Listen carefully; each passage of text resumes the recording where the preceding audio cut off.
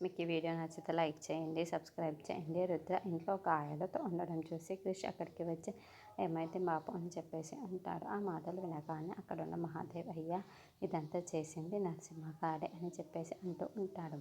ఆ మాటలు వినగానే అక్కడున్న క్రిష్ చాలా కోపంగా నరసింహ దగ్గరికి వెళ్తూ ఉంటాడు. అది చూసిన సత్య మాత్రం ఆగు క్రిష్ అనే చెప్పేది కాస్త ఇదంతా చేసింది ఆయన కాదు అని చెప్పేసి వినకుండా నరసింహ దగ్గరకైతే చాలా కోపంగా క్రిష్ వెళ్తూ ఉంటాడు.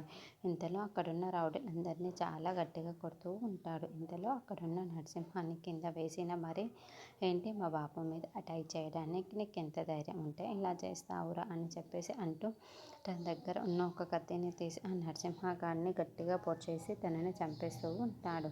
అది చూడగానే అక్కడున్న వాళ్ళందరూ అయితే ఒక్కసారిగా షాక్ అయిపోతూ ఉంటారు. న్యూస్లో అయితే అక్కడ ఎమ్మెల్యేగా ఎంపర్తిగా పోటీ చేయవలసిన నరసింహన్నే ఎవరో దుండగులు కాల్చి చంపేశారు. అందుకే ఇప్పుడు ఈ ఎన్నికలు నిలిపివేయబడుతున్నాయి అని చెప్పేసి అంటూ న్యూస్లో వస్తూ ఉంటుంది. అది చూడగానే ఇంట్లో ఉన్న వాళ్ళందరూ అయితే ఒక్కసారిగా షాక్ అయిపోతూ ఉంటారు.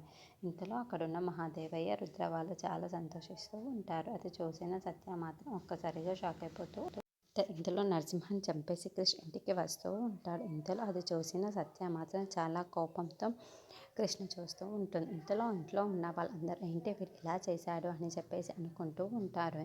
అది చూసిన మహాదేవయ్య మాత్రం క్రిష్ ఇంటికి రావటంతో నువ్వు నా కొడుకు అనిపించుకున్నావురా, నాకు చాలా మంచి పని చేశావు, నా పేరు నిలబెట్టేవాడివి అవుతావురా నువ్వు ఎప్పటికైనా అని చెప్పేసి కృష్ణ ముద్దుపడి హగ్ చేసుకుంటూ ఉంటాడు. అది చూసిన సత్య చాలా బాధపడతాడు.